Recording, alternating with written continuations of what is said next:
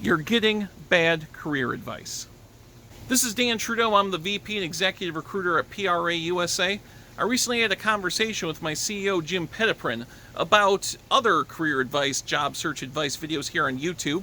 We discussed some shortcomings we've commonly found in these videos and how the videos on our channel are different. Check it out, and afterwards, leave in the comments some examples you've had of career advice that you've gotten that turned out to be not so great in practice. So, Jim Petitpren here. Dan Trudeau from PRA USA. What are we going to talk about today, Dan? What am I talking about here?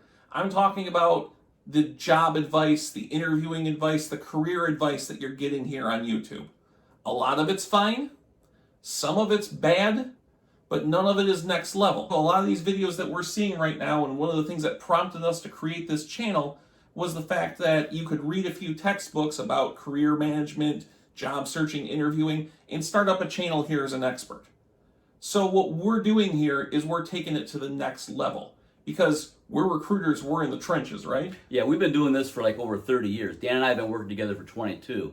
And we've seen a lot of things in the trenches. So we coach people through some pretty unique situations. Like for one example would be the slush puddle thing, that one candidate you got about the slush puddle. I had a candidate who was walking in winter in Michigan into an interview, took a header into a slush puddle. I mean, just boom, just a mess. He calls me in a panic because he's like, oh, I can't go into an interview looking like this. Yeah. I calmed him down and advised him, you've just been handed a literal icebreaker. You can build rapport from the very beginning going in there. And he did that. And he went in and he was like, can you believe what happened to me on the way in here? Everybody's laughing. The conversation gets off on a positive note. Yeah. Well, the one that comes to mind for me, Dan, is Steve. And he was an electrical engineer. I put him in at a company. And he calls me up after about 2 years. And he says, hey, Jim, you got to get me out. And I'm like, why? What's going on? So I went through a whole process and coached him and all that. And then finally, I got him to say that he would stay. He ended up managing the department because he got a promotion. He waited for something to change.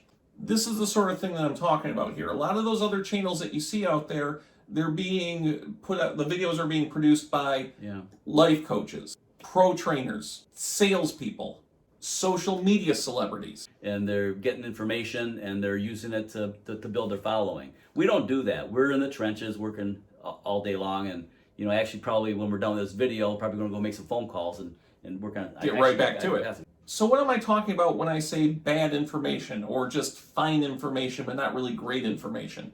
A good instance is some of the advice I see out here, for instance, of how to answer behavioral questions. Because Jim, explain behavioral questions. Yeah, so a typical behavioral question, one of the pat ones would be, what is your greatest weakness? And some people really freak out and have a hard time on that, and so that's why these videos are out there. But the thing to remember is that every question is a behavioral question, right, Dan? Right, that's the next level thing that we're talking about here. It's not you get behavioral questions and then you get technical or skills experience questions. Yeah. They're not separate things. Every question has a behavioral element.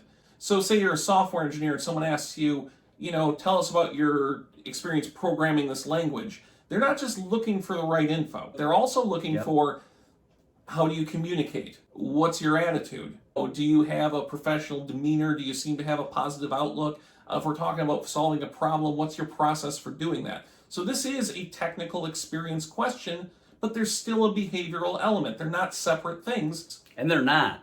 Like what Dan was just saying, how do you handle a certain situation? How did you get out of it? How did you overcome some kind of difficulty? The person interviewing you is watching you, and he's watching the way that you behaved in the past, which makes it a behavioral question.